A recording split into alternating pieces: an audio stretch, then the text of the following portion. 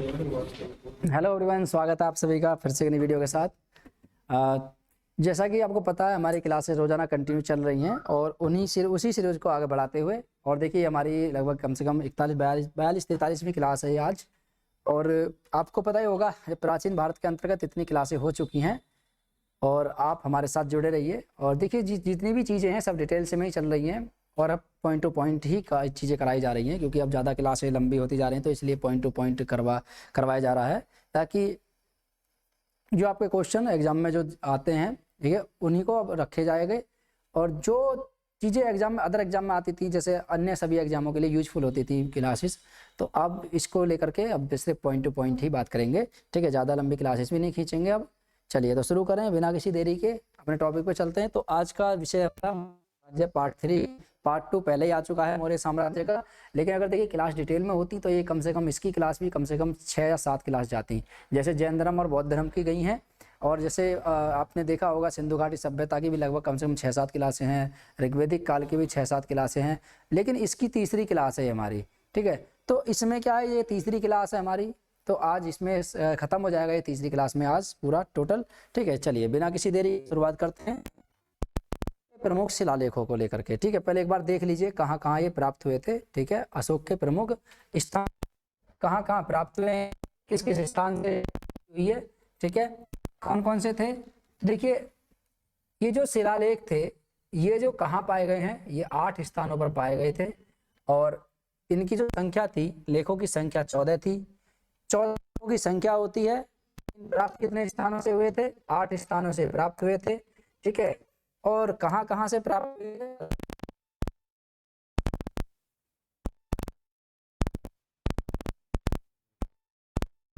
से प्राप्त होते हैं, अब आप देख सकते हैं। देखिए कौन सा है, एक ठीक है मंदरा, ठीक है, कलसी, और देखिए जांगड़, ठीक है, धौली, ठीक है। और इसके बाद 1 2 7 और एक है लास्ट में एर्नाकुडी, ठीक है, जो आपके आंध्र प्रदेश में पड़ता है एर्नाकुडी। इन 8 स्थानों से, ठीक है, स्तंभ लेख प्राप्त हुए थे, जिन पे 14 लेख लिखे हुए थे। 14 लेख लिखे होने के कारण इन्हें चतुर्दिश भी कहा जाता है। क्या कहा जाता है? चतुर्दिश भी कहा जाता है, ठीक है। तो याद रखना इन्हें चतुर्दश, ठीक है, चतुर्दश शिलालेख भी इन्हें कहा जाता है, ठीक है, चतुर्दश, ठीक है।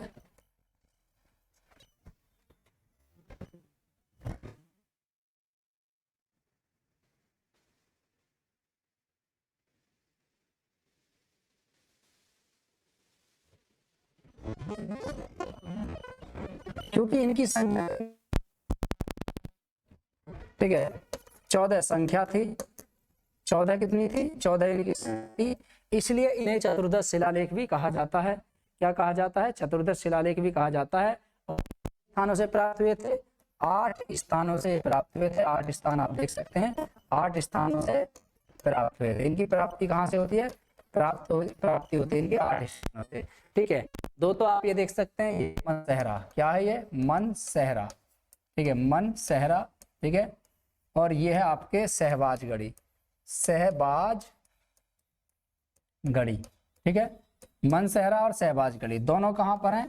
तो दोनों पाकिस्तान में स्थित है, ठीक है, दोनों की स्थिति कहाँ है? पाकिस्तान में, ठीक है। एक पाकिस्तान के, देखिए एक बात करें तो एक पाकिस्तान के कहाँ पर स्थित है? एक पाकिस्तान के पेशावर में स्थित है और दूसरा हजारा में स्थित है। तो ये तो पाकिस्तान के बात करें तो ये कहाँ पर है? पेशावर में, ठीक है, ये पेशावर में है। और सहबाजगढ़ी की अगर बात करी जाए तो ये कहाँ पर है? ये हजारा में स्थित है, ठीक है, हजारा, ठीक है, हजारा। और एक, ठीक है, सॉरी,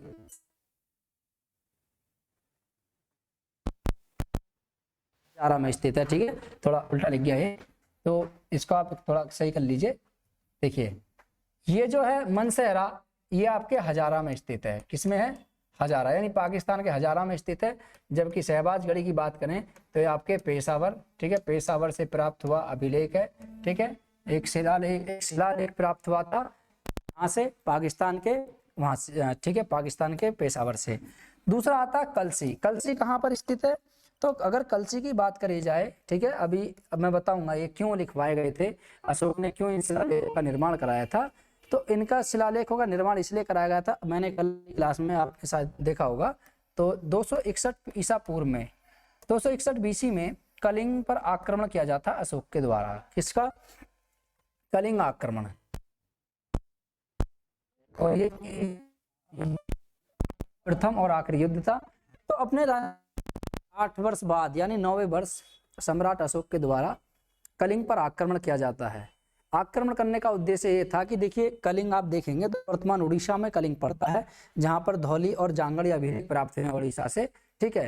तो धौली और जांगड़ जहां से अभिलेख प्राप्त हुए उड़ीसा से, उसी उड़ीसा में इसका प्राचीन नाम कलिंग था, वर्तमान नाम इसका आज उड़ीसा है। कलिंग की राजधानी थी तौसली। तो तौसली पर ही अशोक के द्वारा आक्रमण किया गया था। और ये कब किया गया था, 261 ईसा पूर्व में आक्रमण किया गया था अशोक के द्वारा। आक्रमण करने का कारण ये था कि ये जो था, देखिए ये वाला उड़ीसा वाला जो क्षेत्र था, इधर से देखिए एक जलीय मार्ग था, इधर से एक स्थलीय मार्ग जाता है, क्योंकि मगध की राजधानी पाटलिपुत्र थी, ठीक है।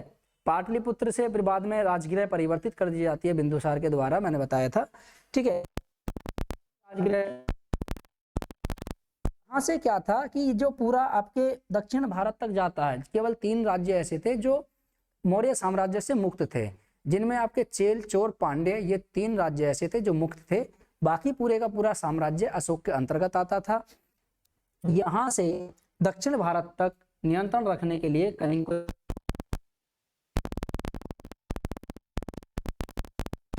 इतना बहुत ज्यादा महत्वपूर्ण था। इसी कारण 261 बीसी में अशोक के द्वारा कलिंग पर आक्रमण किया गया था। और इस आक्रमण में लगभग कम से कम 1,50,000, कितने, 1,50,000, ठीक है, लोग विस्थापित हुए थे, ठीक है। कितने लोग विस्थापित, 1 लाख लोग मारे थे, कम से कम 4 से 5 लोगों की हुई थी, यानी हानि हुई थी इस युद्ध में। इस युद्ध को देख करके अशोक के मन द्रवित हो गया था और उसने युद्ध नीति को त्याग करके एक नई नीति का पालन किया था, धम्म नीति। इसके लिए उसने रज्जुक, प्रादेशिक, ठीक है, इस स्थानिक कुछ इस प्रकार के अधिकारियों की नियुक्ति की। और इसमें शिलालेखों में इसका वर्णन भी मिलता है, तीसरे शिलालेख में इसका वर्णन भी मिलता है कि रज्जुक प्रत्येक 5 वर्ष बाद, ठीक है, प्रजा के बीच में जाएंगे और उनको, ठीक है, धर्म के बारे में बताएंगे, उनको बस सिखाएंगे कि धर्म क्या होता है, धर्म की नीति का पालन किस प्रकार से किया जाता है, इसके बारे में भी आएगा, ठीक है, बताऊंगा अभी। चलिए, तो 261 बीसी में कलिंग पर आक्रमण करता है, ठीक है।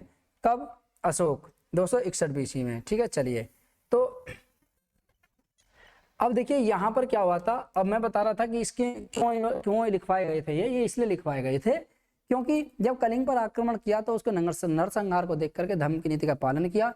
तो इस उनके उद्देश्य यानी लोगों की, प्रजा के हित को लेकर के क्या क्या कार्य करने चाहिए,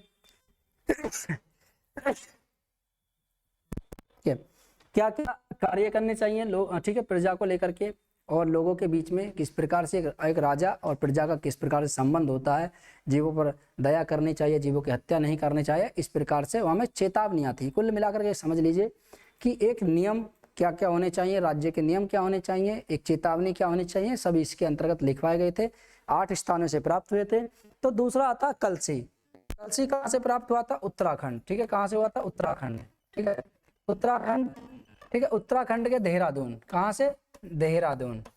तो उत्तराखंड के देहरादून से ये प्राप्त हुआ था कलसी अभिलेख, ठीक है। कलसी एक शिलालेख यहीं से प्राप्त हुआ था, तो याद रखना। दूसरा आता है इसमें, ठीक है, एक आता धौली। धौली कहाँ से प्राप्त हुआ था, ये ओडिशा से प्राप्त हुआ था धौली। तो धौली ओडिशा से प्राप्त हुआ था। और इसकी बात करें तो ये पुरी, ओडिशा में पुरी पड़ता है, ठीक है, आपने सुना होगा पुरी, ठीक है। तो धौली जो है ओडिशा पुरी, ठीक है, ओडिशा पुरी, ठीक है, ओडिशा पुरी से प्राप्त हुआ है ये। और देखिए धौली भी ओडिशा यानी गंजाम, ठीक है, जांगड़ जो है आपके, ठीक है, गंजाम से प्राप्त हुआ है। और ये भी कहाँ पर है, ये भी ओडिशा में ही स्थित है, ठीक है। उसके बाद देखिए सोपारा गुजरात से प्राप्त हुआ है। कहाँ से, गुजरात। गुजरात में एक जगह का नाम है काठियावाड़, ठीक है, आपने सुना होगा। गुजरात में एक जगह का नाम है काठियावाड़, और काठियावाड़ से ही, ठीक है, जूनागढ़ के समय, कहाँ से, गुजरात में। तो गुजरात, ठीक है, गुजरात, जूनागढ़ के समीप, ठीक है, जूनागढ़, सॉरी ये गलत हो गया थोड़ा सा, एक मिनट मिस्टेक होगी थोड़ी सी, सोपारा महाराष्ट्र, ठीक है, महाराष्ट्र, ठीक है, महाराष्ट्र, तो सोपारा महाराष्ट्र, ठीक है, मैं गिरनार सोचने लगा था, महाराष्ट्र और महाराष्ट्र के थाना से, ठीक है, थाना के समीप, ठीक है, थाना के समीप ये प्राप्त हुआ था, ठीक है। और देखिए ये जो है गिरनार, गिरनार गुजरात, कहाँ से, गुजरात, गिरनार की अगर बात की जाए तो गिरनार ये गुजरात से प्राप्त हुआ है, देखिए कहाँ से, गुजरात से प्राप्त हुआ है, और गुजरात के काठियावाड़, ठीक है, गुजरात में काठियावाड़ एक जगह है और यहीं से ये प्राप्त हुआ है, काठियावाड़ा से, ठीक है। तो याद रखना, कभी कभी पूछ लेता है कि निम्नलिखित में से गिरनार जो शिलालेख है या शिलालेख है, ठीक है, अशोक का शिलालेख कहाँ से प्राप्त हुआ है, किस स्थान से प्राप्त हुआ है, तो ये पूछ सकते हैं यहाँ पे। तो ये कहाँ से प्राप्त हुआ, गिरनार काठियावाड़ से प्राप्त हुआ है। पूछने लगे कलसी कहाँ से प्राप्त हुआ, देहरादून उत्तराखंड से, ठीक है, और धौली ओडिशा यानी पुरी स्थान है, और गंजाम, तो गंजाम भी ओडिशा से प्राप्त हुआ है, ठीक है। और देखिए दो कहाँ से प्राप्त हुए, मनसी और शहबाजगढ़ी, ये कहाँ से प्राप्त हुए हैं, ठीक है, मनसेरा और शहबाजगढ़ी ये हजारा और पेशावर से प्राप्त हुए हैं, वर्तमान पाकिस्तान से। पहले भारत का ही हिस्सा था लेकिन अब पाकिस्तान एक अलग राष्ट्र बन चुका है। और इसके साथ साथ एक और आता है एर्नगुड़ी, ठीक है, एर्नगुड़ी आपके आंध्र प्रदेश में पड़ता है, मैं दिखाऊंगा यहाँ पे मैप नीचे है एर्नगुड़ी। तो एर्नगुड़ी कहाँ से प्राप्त हुआ है, एर्नगुड़ी आपके आंध्र प्रदेश से प्राप्त हुआ है, ठीक है, कहाँ से, आंध्रा से। और देखिए जो गंजाम और ये जो पुरी हैं, ये गंजाम यानी जांगड़ और धौली जो शिलालेख हैं, ये अपूर्ण है। पूछा ये जाए क्वेश्चन यहाँ से ऐसा आ जाए कि कौन से निम्नलिखित में से कौन से अपूर्ण शिलालेख हैं, तो ये अपूर्ण शिलालेख हैं, अपूर्ण, ठीक है, अपूर्ण शिलालेख हैं। क्यों है जी अपूर्ण शिलालेख, अभी बताता हूँ। देखिए क्यों है अपूर्ण शिलालेख, क्योंकि इनमें 11वें, 12वें और 13वें लेखों का उल्लेख नहीं मिलता, ठीक है, इसमें 11वें, 12वें और 13वें लेखों का उल्लेख नहीं मिलता। इसलिए ये जो दोनों जो लेख हैं, ये दोनों यानी धौली और जांगड़, ये दोनों शिलालेख, ठीक है, अपूर्ण शिलालेख कहलाए जाते हैं, क्योंकि इनमें 11वें, 12वें और 13वें शिलालेखों का, ठीक है, 13वें लेखों का कोई उल्लेख नहीं मिलता है, ठीक है, लेखों का उल्लेख नहीं मिलता है, ठीक है जी, याद रखना, नहीं से अशोक का वह कौन सा अभिलेख है, ठीक है, सॉरी कौन सा लेख है इसमें, ठीक है, 11वें, 12वें और 13वें शिलालेखों, 13वें लेखों का उल्लेख नहीं मिलता है, तो वो गंजाम एवं धौली। पूछने लगे कि कहाँ पर स्थित हैं ये, तो ये कहाँ पर स्थित हैं, ओडिशा में स्थित हैं। कहाँ पर स्थित हैं, ओडिशा में। चलिए तो ये थे अशोक के शिलालेख, ठीक है, कहाँ से प्राप्त हुए थे, 8 स्थानों से प्राप्त हुए हैं। संख्या कितनी है लेखों की, तो लेखों की संख्या 14 है, इसलिए इन्हें चतुर्दिश शिलालेख भी कहा जाता है। प्राप्ति आप देख सकते हैं यहाँ से लिए। तो आगे बढ़े, देखिए एर्नगुड़ी, ठीक है,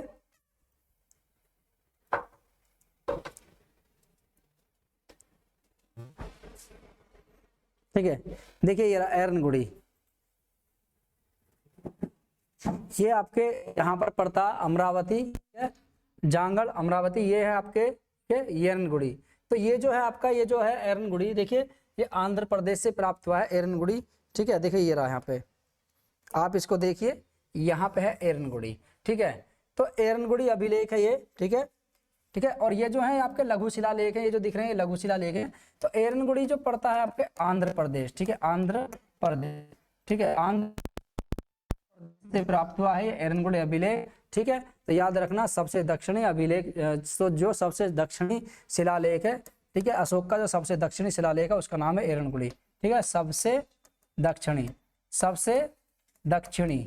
ठीक है, सबसे दक्षिणी शिलालेख, ठीक है, बृहत शिलालेख है ये, बृहत शिलालेख, ठीक है, शिलालेख जो सबसे बड़े शिलालेख थे, सबसे दक्षिणी शिलालेख, नाम है इसका एर्नगुड़ी। कहाँ से प्राप्त हुआ है, आंध्र प्रदेश से। चलिए आगे नेक्स्ट बात करें। देखिए उत्तर से दक्षिण, कभी इनका क्रम भी पूछ लिया जाता है कि निम्नलिखित में से कौन सा पूर्व से पश्चिम, या ऐसे शिलालेख दे दिए जाते हैं और पूछ लिया जाए कि निम्नलिखित में से अशोक के शिलालेखों को दक्षिण से पश्चिम, ठीक है, स्थापित कीजिए, ठीक है, सॉरी दक्षिण से उत्तर लगाइए या उत्तर से दक्षिण लगाइए या पूर्व से पश्चिम लगाइए, पश्चिम से पूरब लगाइए। ठीक है, तो कहीं से भी किसी प्रकार से क्वेश्चन पूछ लेता, आप इसको मैप को एक दो बार देख लीजिए। ठीक है, मैं छोटा कर दिखा देता हूँ इस मैप को एक बार आपको, ताकि आपकी चीजें ज्यादा आसानी से समझ जाए। देखिए जरा, उत्तर से दक्षिण देख लीजिए पहले एक बार।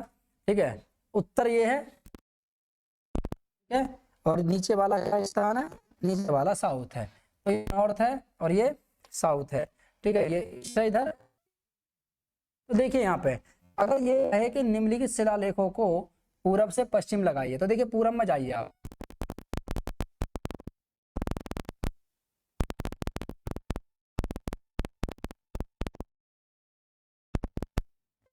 एर्नाकुड़ी, अगर ऐसे आ जाए तो एर्नाकुड़ी, एर्नाकुड़ी जस्ट जाइए, देखिए यहाँ पर जाइए आप, ये दोनों आपको एक जगह दिख रहे होंगे।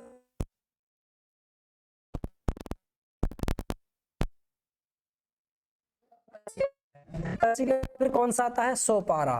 ठीक है, सोपारा के बाद, ठीक है, पहले में देखिए उत्तर से, सॉरी पूरब से, ठीक है, कहां से, पूरब से पश्चिम। ठीक है, पूरब से पश्चिम, पहला कौन सा है, पहला है, ठीक है, पहला है धौली। कौन सा है, धौली। ठीक है, धौली पहला है, धौली।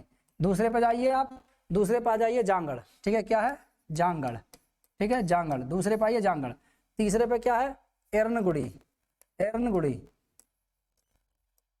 ठीक है, उसके बाद फिर जाइए आप, एर्नगुड़ी के बाद देखिए यहाँ पर आपको दिखाई देगा कलसी। क्या है, कलसी। ठीक है, कलसी के बाद यहाँ पर आ जाइए आप, देखिए कलसी और कलसी, और देखिए दोनों क्या है, दोनों एक सीध में है। तो कलसी और देखिए कलसी के बाद जो आपका आएगा वो या तो मनसेरा आएगा या सोपारा। तो मनसेरा और सोपारा दोनों एक सीध में ही है, मनसेरा, ठीक है, या सोपारा। ठीक है, उसके बाद देखिए आप यहाँ पर आइए। ठीक है, तो ये इससे पहले देखिए क्या पड़ता है, ये पड़ता है सहबाजगढ़ी। ठीक है, क्या है, सहबाजगढ़ी। ठीक है, सहबाजगढ़ी। सहबाजगढ़ी के बाद आप आइए गिरनार। क्या है, गिरनार, गिरनार। तो ये 8 स्थानों से प्राप्त हुए हैं। तो कभी पूछ ले कि पूरब से पश्चिम लगाइए, पश्चिम से पूरब लगाइए। ठीक है, 4 ऑप्शन दे रखे हैं, 4 ऑप्शन नहीं, क्रम से ऑप्शन वहीं दे दिया जाता है। बस पूरब पश्चिम पूछता है। जब आप, अगर आपने ये मैप में अगर इनकी लोकेशन देख ली तो आप आसानी से लगा देंगे। वही अगर कहे कि पश्चिम से पूरब लगाइए तो पश्चिम से पूरब, पहले गिरनार जाइए, सहबाजगढ़ी जाइए, फिर सोपारा मनसेरा में से एक आएगा, फिर कलसी, फिर एर्नाकुड़ी, फिर जांगड़, फिर धौली। अब वही कहने लगे कि नॉर्थ टू साउथ लगाइए, कि नॉर्थ से साउथ। ठीक है, नॉर्थ टू साउथ देखिए सबसे कौन सा आता है, सबसे पहला आता है मनसेहरा। कौन सा, मनसेहरा। ठीक है, मनसेहरा। ठीक है, उसके बाद, ठीक है, साउथ चल रहे हैं हम, मनसेहरा, मनसेहरा के बाद कौन सा आएगा, देखिए यहाँ पर आएगा, देखिए कौन सा, ये रहा, सहबाजगढ़ी। ठीक है, सहबाजगढ़ी। चलिए जी, सहबाजगढ़ी। ठीक है, उसके बाद देखिए कौन सा आएगा, सहबाजगढ़ी के बाद अब आप यहाँ पर आ जाइए। देखिए एक और पड़ता है इसका, कंधार। तो कंधार लघु शिलालेख भी है, ठीक है, और बृहत शिलालेख भी है। तो कंधार, ठीक है, अगर पूछा जाए तो कंधार। ठीक है, लेकिन वैसे कंधार देता नहीं है। ठीक है, इसको हटा दीजिए थोड़ी देर के लिए। तो अब यहाँ पर आइए कलसी। कौन सा है, कलसी। ठीक है, कलसी जो उत्तराखंड में पड़ता है। उसके बाद आप नीचे आइए थोड़ा सा, तो आपको मिलेगा गिरनार। ठीक है, गिरनार कौन सा है जी, गिरनार। ठीक है, गिरनार। उसके बाद और नीचे आइए थोड़ा सा, आपको देखिए यहाँ पे दिखाई देगा, ये दोनों एक चीज में दिखाई देंगे, सोपारा और धौली। तो यहाँ पे आप रख दीजिए, सोपारा आ सकता है या धौली आ सकता है। ठीक है, सोपारा या फिर धौली। ठीक है, धौली कहाँ पर है, सोपारा महाराष्ट्र में, धौली ओडिशा में। उसके बाद आप जस्ट नीचे आइए तो आपको दिखाई देगा जांगड़। ठीक है, क्या, जांगड़, जांगड़। और जांगड़ के बाद देखिए आपको नीचे दिखाई देगा एर्नगुड़ी, एर्नगुड़ी। 2 इसमें ये अपवाद हैं, इनको छोड़ दीजिए। देखिए सबसे कहे, सबसे पूर्वी कौन सा है, जांगड़। सबसे पश्चिमी कौन सा है, में कहे गिरनार पे। सबसे दक्षिणी कौन सा है, एर्नगुड़ी। सबसे मनसेहरा। चलिए, तो ये उत्तर से दक्षिण, पूर्व से पश्चिम इनका क्रम है। चाहो तो आप इनके स्क्रीनशॉट ले सकते हैं। ठीक है, चलिए ले लीजिए एक बार स्क्रीनशॉट। चलिए आगे चलते हैं। अब है अशोक के शिलालेख। ठीक है, तो अशोक के स्तंभ लेख, कौन कौन से अशोक के स्तंभ लेख हैं। ठीक है, अशोक के स्तंभ लेख अभी दिखाऊंगा मैं आपको। ठीक है, अभी पहले एक बार कर लीजिए, उसके बाद मैं अभी मैप में दिखाऊंगा। तो पहला आता है प्रयाग स्तंभ लेख, आपको मैप में दिख रहा होगा। ठीक है, प्रयाग स्तंभ लेख, मैप में आपको दिख रहा है प्रयाग स्तंभ लेख कहाँ पर स्थित है, ठीक है, और इनसे संबंधित जो बातें आती हैं, ठीक है। देखिए तो पहला है प्रयाग स्तंभ लेख, प्रयाग स्तंभ लेख। तो प्रयाग स्तंभ लेख की अगर बात करी जाए तो ये है आपका प्रयाग स्तंभ लेख। तो पहले कहाँ पर स्थित था ये, ठीक है, इससे जुड़े हुए पॉइंट कैसे पूछता। तो देखिए पहले जो स्थित था ये, इसकी बात करें तो पहले ये कौशाम्बी में स्थित था, यानी अकबर के शासन काल में, ठीक है,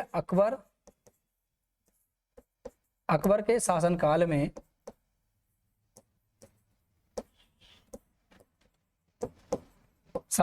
में ठीक है, कौशाम्बी में था।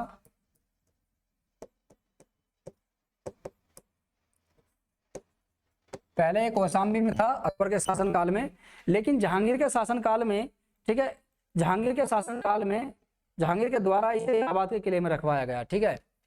तो जहांगीर के शासन काल में जहांगीर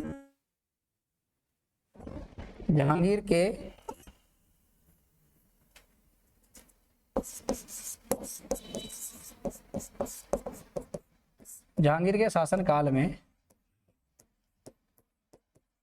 इसे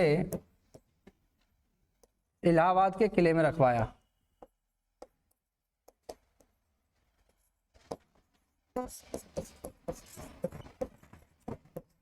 किले में रखवाया,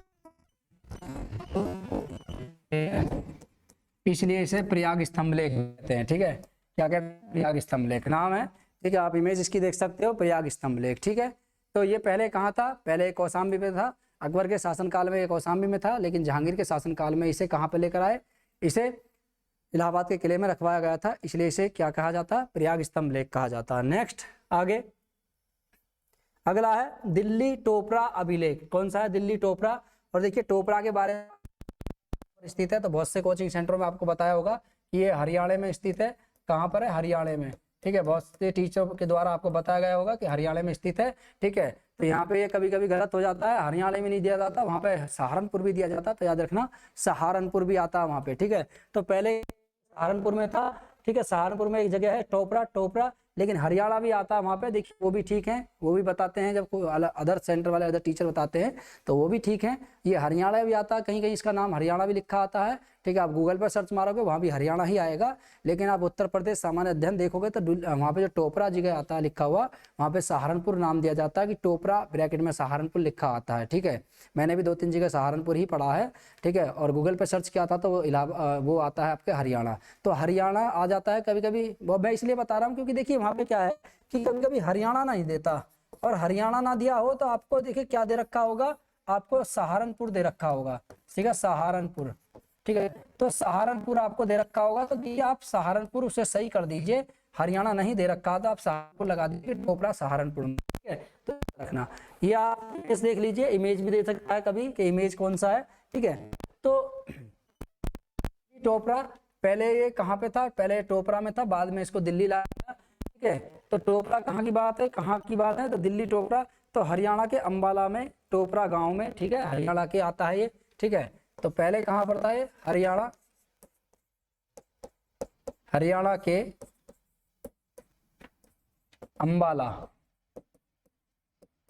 अंबाला के टोपरा गांव में, ठीक है।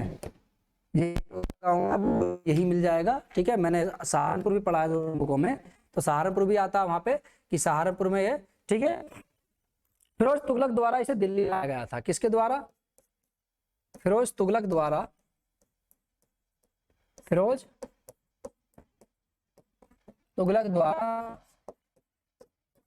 दिल्ली लाया गया,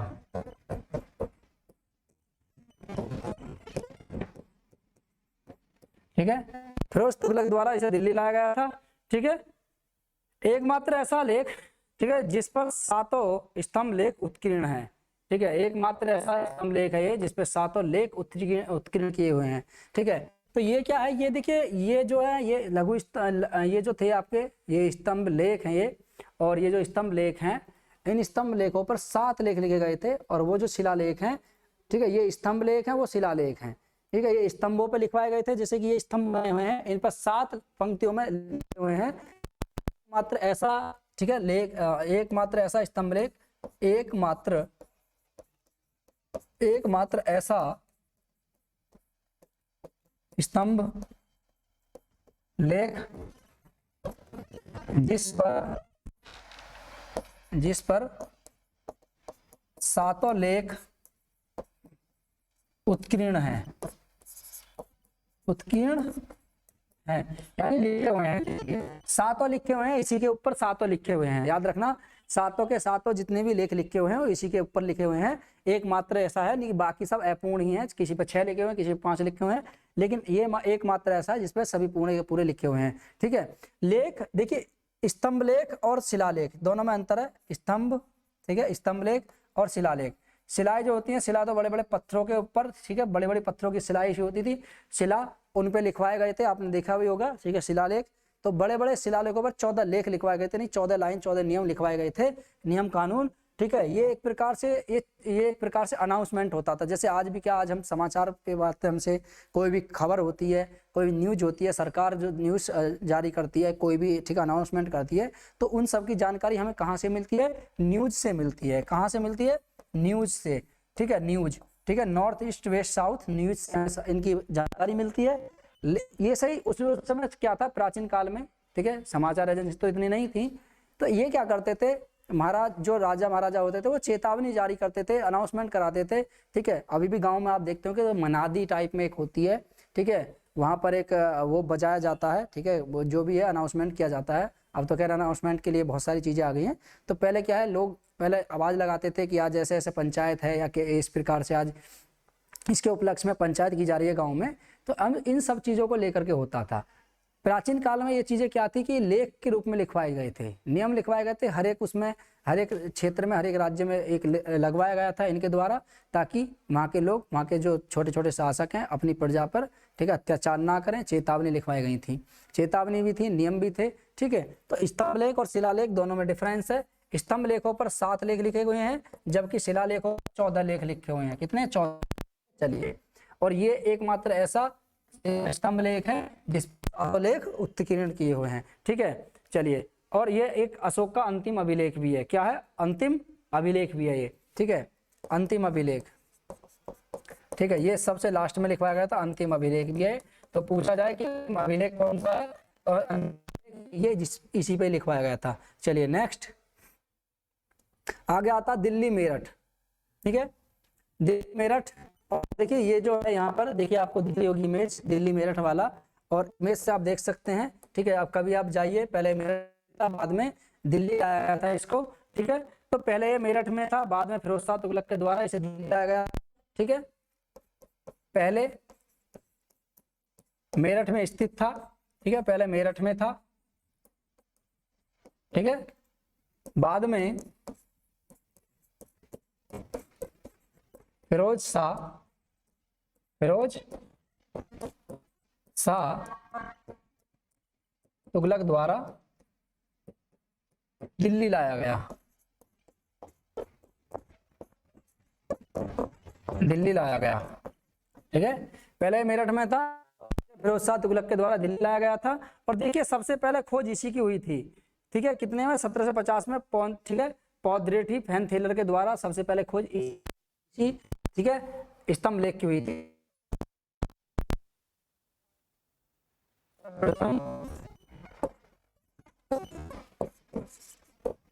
खोज हुई, किसने की थी? पॉद्रेटी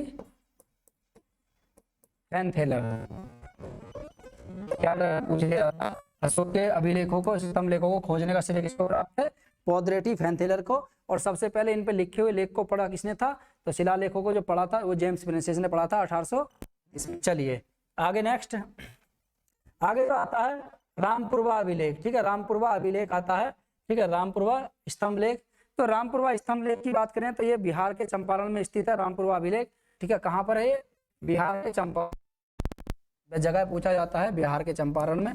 ठीक है, कहाँ पर है? वर्तमान बिहार के चंपारण में, बिहार के चंपारण। ठीक है, आप देख सकते हैं, इमेज आपको दिख रही होगी, बिहार के चंपारण में स्थित है। ठीक है, उसके बाद दूसरा आता है लोरिया आर्यराज। ठीक है, राज स्तंभ लेख, ठीक है, आपको इमेज यहाँ दिख रही होगी, ठीक है, देखिए अशोक के स्तंभ लेख, नाम है इसका लोहरी राज। तो ये भी कहाँ पर स्थित है, ये भी बिहार में है, ठीक है, ये भी चंपारण बिहार में स्थित है। कहाँ पर है, तो ये भी चंपारण बिहार में, ठीक है, चंपारण बिहार।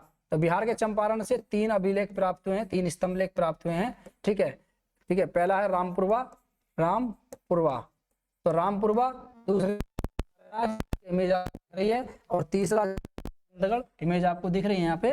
तो लोरिया नंदगढ़ ये भी कहाँ पर है, ठीक है, ये भी चंपारण बिहार में। कहाँ पर है जी, चंपारण बिहार में, ठीक है, बिहार। और बिहार का बहुत प्राचीन इतिहास है, याद रखना। ये मगध साम्राज्य, चंद्रगुप्त मौर्य, सब बहुत महान राजा शासक जितने भी हैं सब बिहार से ही संबंधित हैं। कहाँ से संबंधित हैं, बिहार से संबंधित है। जितने भी महान शासक हुए हैं, कहते हैं ना बिहार तो बहुत बेकार है, ये है वो है, ठीक है, बिहार उत्तर प्रदेश का कभी इतिहास उठा के देखिए, आपको मिलेगा जितने भी महान शासक हुए हैं, जितने भी महान, ठीक है, महान लीडर्स हुए हैं, सब बिहार और उत्तर प्रदेश से आते हैं, ठीक है। इसलिए बिहार के बारे में या उत्तर प्रदेश के बारे में नेगेटिविटी नहीं सोचनी चाहिए। अब हर एक राज्य का अपना अपना महत्व होता है, ठीक है।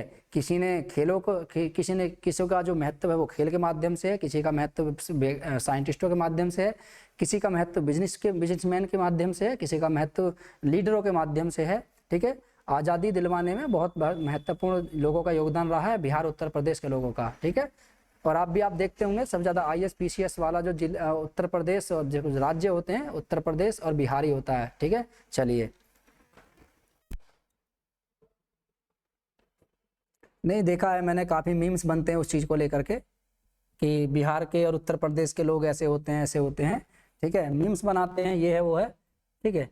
तो वो उसके विषय पे बात बोली थी मैंने। चलिए, अशोक के अभिलेखों की विषय वस्तु। तो अशोक के अभिलेखों की विषय वस्तु, ठीक है, अभिलेख जो मिले थे ये वो हैं बृहद शिलालेख जो थे, ठीक है। ये शिलालेखों पर कितने लेख लिखे हुए थे उनकी पर बातें की गई हैं। तो ये आता देखिए 2-3, तो प्रथम शिलालेख, ठीक है, तृतीय, ठीक है, इस प्रकार से हैं। तो प्रथम लेख, द्वितीय शिलालेख, तृतीय शिलालेख, तो ठीक है, ये इस प्रकार से हैं, प्रथम शिलालेख, द्वितीय शिलालेख और तृतीय शिलालेख, ठीक है। तो प्रथम शिलालेख के अंतर्गत जो बातें बोली हैं वो क्या बातें बोली गई हैं, तो देखिए याद रखना। तो प्रथम शिलालेख के अंतर्गत जो बातें बोली गई हैं उसमें कहा गया है, देखिए प्रथम शिलालेख के अंतर्गत क्या कहा गया है, देखिए पशु बलि, गोष्ठियों एवं पूर्ण समारोह का निश्चय, ठीक है। जब शिलालेख 261 ईसा पूर्व में कलिंग के युद्ध के बाद अशोक ने शिलालेखों का निर्माण कराया, मैंने बताया भी है। उसमें अशोक ने कुछ चेतावनियां भी जारी की थी और इन्होंने कहा था, पहले शिलालेख में इन्होंने लिखवाया था, इन्होंने कहा था कि पशु बलि और गोष्ठियों एवं आनंदपूर्ण समारोह पर निषेध।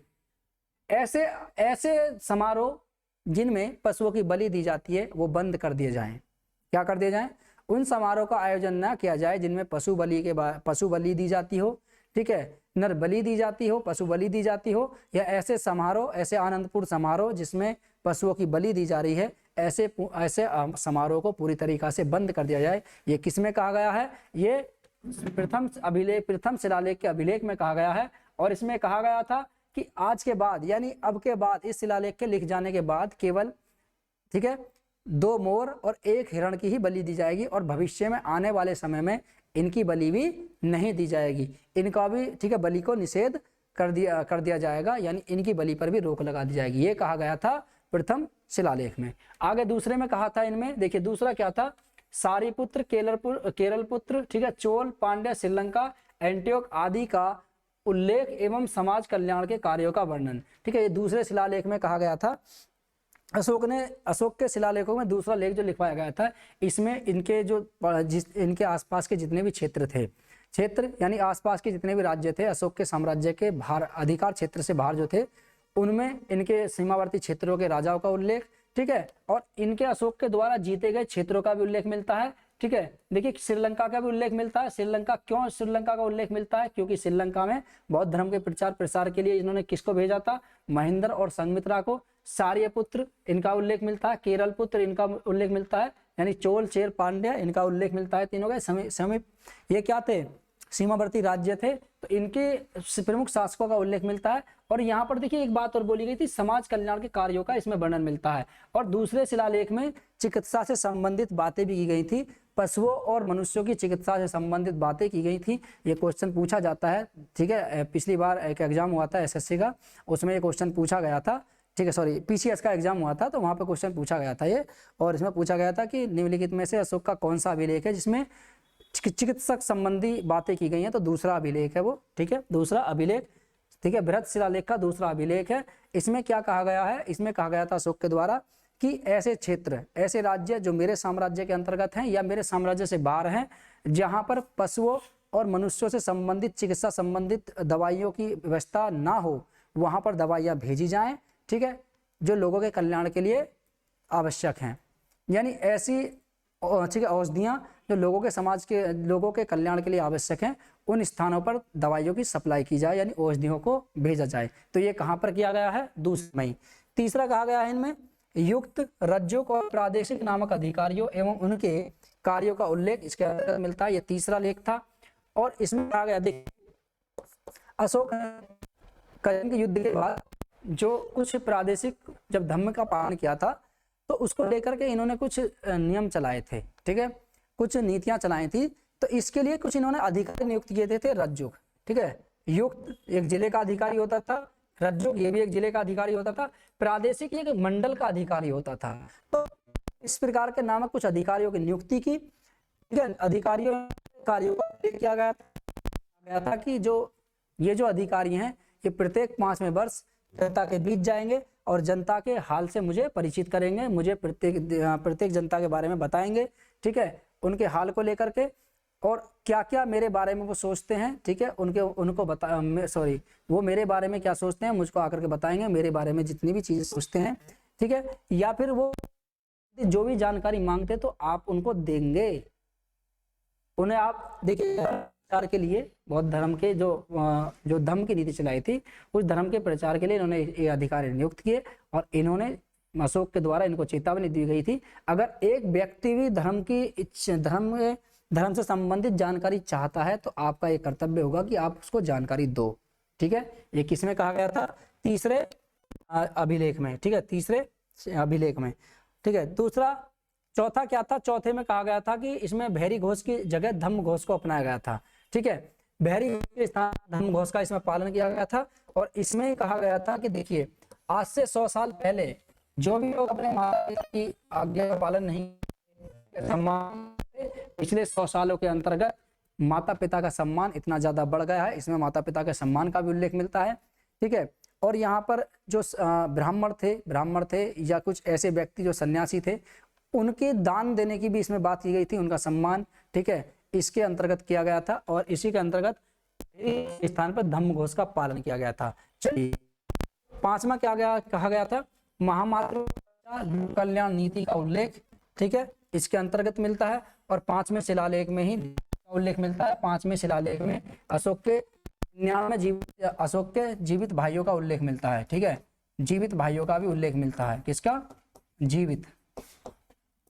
जीवित भाइयों का उल्लेख,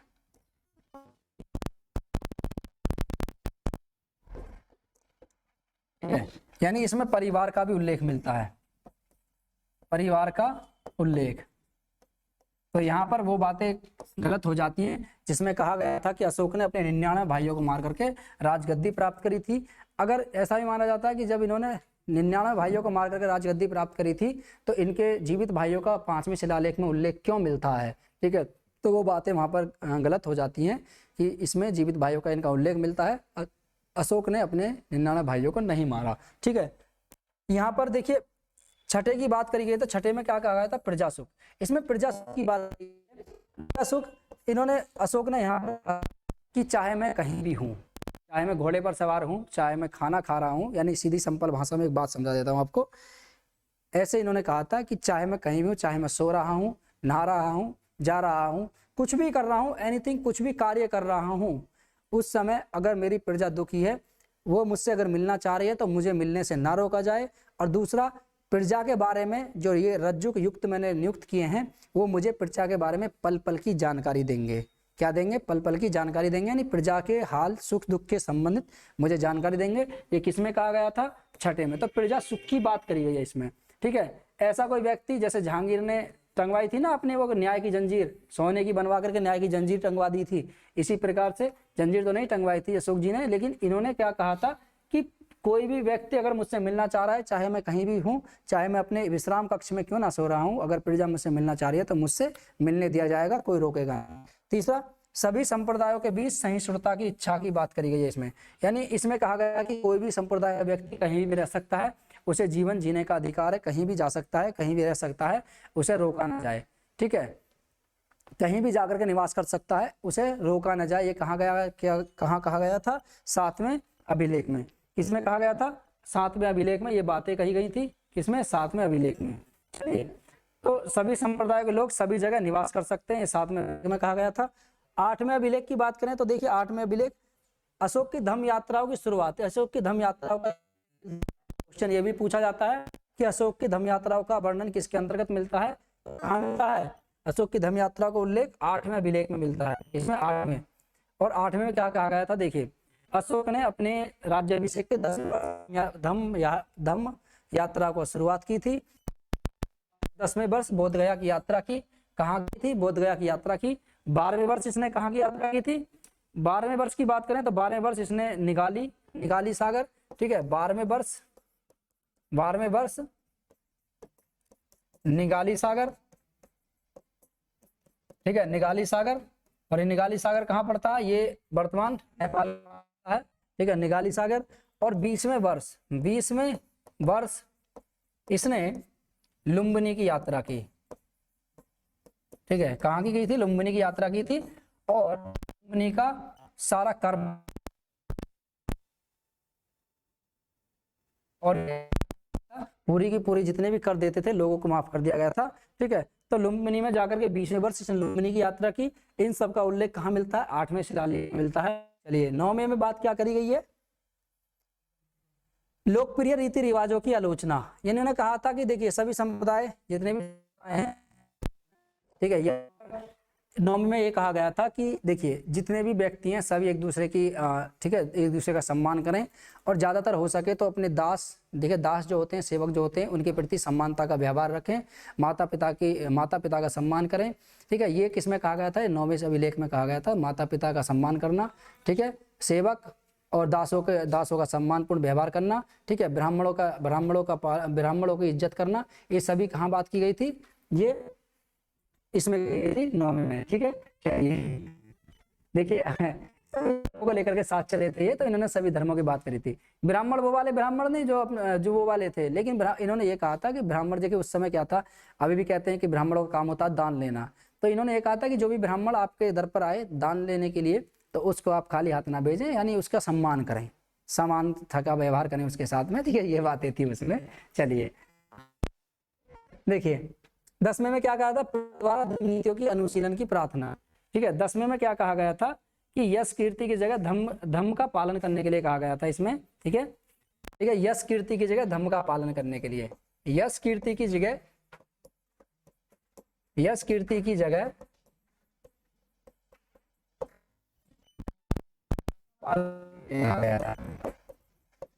धम्म का पालन, ठीक है, धम्म का पालन कर गया था 10वें शिलालेख में। ठीक है, 10वें शिलालेख में, यानी यश कीर्ति की जगह धर्म का पालन करना चाहिए, सभी लोगों को धर्म का पालन करना चाहिए। ठीक है, 11वें में क्या कहा था? धर्म की व्याख्या कही गई है। 11वें में क्या कहा गया है? धर्म की व्याख्या। इसमें कहा था धर्म जैसा कोई मित्र नहीं, ठीक है, धर्म जैसा कोई बंटवारा नहीं, धर्म जैसा कोई दान नहीं, ठीक है, और धर्म जैसी कोई प्रशंसा नहीं, अर्थात धर्म सब में महान है। ठीक है, इन्होंने कहा था 11वें अभिलेख में धर्म की व्याख्या की गई थी। धम्म की व्याख्या इन्होंने कहा था धम्म जैसा कोई बंटवारा नहीं, धम्म जैसा कोई दान नहीं, धम्म जैसी कोई मित्रता नहीं, धम्म जैसी कोई प्रशंसा नहीं, अर्थात धम्म सर्वश्रेष्ठ है, महान है। ये इन्होंने बात करी थी अशोक ने। ठीक है, उसके बाद 12वां शिलालेख, 12वें में क्या बात की गई है? 12वें में, तो 12वें में क्या कहा गया था? विभिन्न संप्रदायों की सहनशीलता का आग्रह। ठीक है, यानी ऐसे लोग, यानी ऐसे संप्रदाय, ठीक है, जैसे कि विभिन्न संप्रदाय की सहनशीलता, यानी कोई भी संप्रदाय है अपने संप्रदाय की, तो अपने संप्रदाय का बढ़ावा दे सकता है, अपने संप्रदाय को, ठीक है, उत्थान के लिए कार्य कर सकता है, बशर्ते शर्त ये है कि वो दूसरे संप्रदाय की निंदा न करे। जैसे मान लीजिए आज कोई हिंदू है, हिंदू धर्म अपना चला रहे हैं, लेकिन वहीं हिंदू धर्म अपने अपने धर्म को लेकर के बढ़ावा कर रहे हैं, ठीक है, समय समय पर उसके लिए अलग अलग कार्य करते हैं, तो आप अपने उसके कार्य कीजिए। मैं एक एग्जांपल दे रहा हूँ, कोई इस पर वो मत समझ लेना कभी मुझे, ठीक है, कोई वो करें।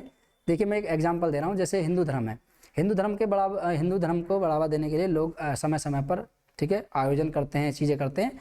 उसी प्रकार से क्या होता है कि इसमें कुछ ऐसे असामाजिक तत्व होते हैं जो दूसरे संप्रदाय के, दूसरे धर्मों को क्या करते हैं, उनकी बुराई करते हैं। और इसी प्रकार से इन्होंने भी कहा था कि कोई भी संप्रदाय है वो अपने धर्म को लेकर के या अपने संप्रदाय को लेकर के, ठीक है, आगे बढ़ सकता है, अपने धर्म का, अपने संप्रदाय का प्रचार कर सकता है, अपने धर्म को आगे बढ़ाने की कोशिश करे, बहुत अच्छी बात है, लेकिन दूसरे संप्रदाय की, दूसरे धर्म की वो अवहेलना ना करे। अवहेलना का मतलब उसकी निंदा ना करे। बात इसमें इतनी सी थी बस, कि अपने के सभी संप्रदाय की सहनशीलता, यानी ऐसी सहनशीलता बना कर रखिए जो सभी संप्रदायों के बीच में हो, ठीक है। 13वें शिलालेख की बात करें तो 13वें शिलालेख में कहा गया था कलिंग विजय की बात करी गई। कलिंग विजय का मिलता है, हिंसा के स्थान पर धम्म द्वारा विजय अभियान का भी इसमें उल्लेख मिलता है, विजय का उल्लेख मिलता है। कलिंग पर धम्म द्वारा उन्होंने किस प्रकार से पूरे विषय पे विजय प्राप्त करी थी, सॉरी पूरे उस पे, इनका क्षेत्र बहुत बड़ा था, सम्राट अशोक नाम था इनका, ठीक है, बहुत महान शासक थे ये उस समय, ठीक है, इनका क्षेत्र बहुत दूर तक था, ठीक है, टॉलमी द्वितीय, फिलाडेल्फस, ठीक है, मिस्र, सीरिया, यहाँ तक इनका साम्राज्य था, लगा लीजिए अधीनता में थे इनके में, ये बहुत बड़ा साम्राज्य था अशोक जी का। तो इनका उल्लेख मिलता है। तो कलिंग विजय का उल्लेख कहाँ मिलता है? 13वें शिलालेख में कलिंग विजय का उल्लेख मिलता है, ठीक है। और इसी के साथ साथ इसमें देखिए इन्होंने चेतावनी भी लिखवाई थी और कहा भी था इनमें शिलालेख में कि देखिए मैंने तलवार बेशक त्याग दी है, लेकिन मेरे साम्राज्य की तरफ कोई आंख ना उठाए, वरना जितनी समय मुझे तलवार रखने में लगा है उससे कम समय लगेगा मुझे उठाने में, ठीक है। कहने का मतलब मैं प्रजा सुख के लिए कुछ भी कर सकता हूँ, ये चेतावनी भी थी। और सामान्यतः ये पूछा जाता है कि इसमें किसका उल्लेख मिलता है? इसमें ज्यादातर जो इसमें उल्लेख मिलता है वो मिलता है कलिंग विजय का, ठीक है। तो कब कही थी इन्होंने? ये राज्याभिषेक के 8वें वर्ष, ठीक है, सॉरी राज्याभिषेक के 9वें वर्ष और 8 वर्ष बाद कलिंग पर इन्होंने आक्रमण किया था 261 ईसा पूर्व में, यानी 261 BC में कलिंग पर आक्रमण किया था। 14वें में क्या कहा गया था? 14वें सब प्रजा मेरी संतान है, ठीक है, सभी प्रजा मेरी संतान है, इन्होंने यही बात कही गई थी। और ये वही बात है जो छठे अभिलेख में बात मिलती है, वही बात यहाँ पे मिलती है कि सभी प्रजा मेरी संतान है, ये बात कही गई थी कलिंग उसमें 14वें अभिलेख में, ठीक है। तो चंद्रगुप्त मौर्य के समय कुछ प्रमुख प्रांत जो साम्राज्य थे उनके बारे में बात कर लेते हैं। तो देखिए अवंती राष्ट्र, राजधानी इसकी उज्जैनी है, ठीक है। उत्तरापथ राजधानी तक्षशिला, दक्षिणापथ राजधानी सुवर्णगिरी, मध्य देश राजधानी पाटलिपुत्र। ये तो थे चंद्रगुप्त मौर्य के समय में। और अशोक के समय में एक और प्रांत बना था जिसका नाम था, ठीक है, कलिंग, और इसकी राजधानी थी तौसली। चलिए ठीक है, तो आज के लिए इतना ही काफ़ी है, ठीक है। चलिए आज के लिए इतना ही काफ़ी है और समाप्त हो चुका है हमारा टॉपिक। अब नेक्स्ट क्लास में बात करेंगे, ठीक है। चलिए कोई नहीं, तो आपको ये वीडियो अच्छी लगी होगी और आप हमारे साथ थोड़ा जुड़े रहिए, बने रहिए। थोड़ा जल्दी इसलिए करा है ताकि मुझे लगा कि ये टॉपिक ज़्यादा लंबा हो जाएगा, बहुत ज़्यादा टाइम खिंच रहा था इसमें, तो इसलिए आज ये ख़त्म हो चुका है, ठीक है।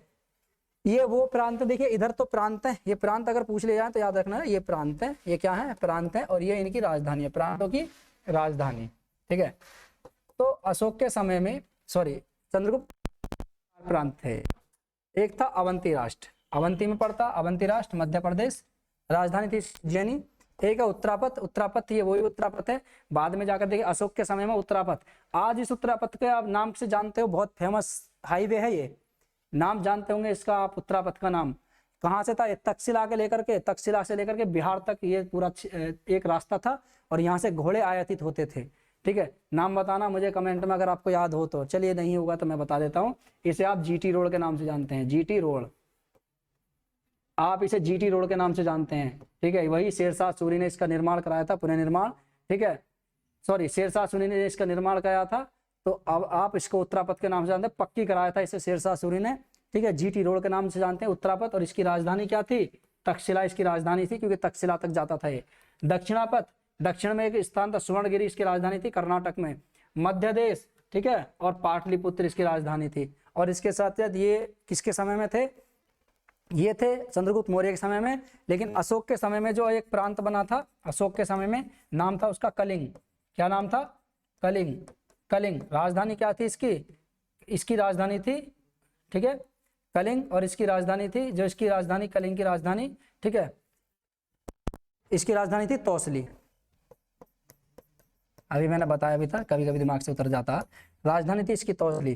तो ये 5वां प्रांत बना था, तो 5 प्रांत थे मौर्य वंश के समय में। चलिए, तो आज की क्लास में इतना ही, मिलते हैं नेक्स्ट क्लास में। उम्मीद करते हैं वीडियो आपको अच्छी लगी होगी। चलिए मिलते हैं नेक्स्ट टॉपिक को लेकर के, मौर्योत्तर काल को लेकर के बात करेंगे। तब तक के लिए जय हिंद।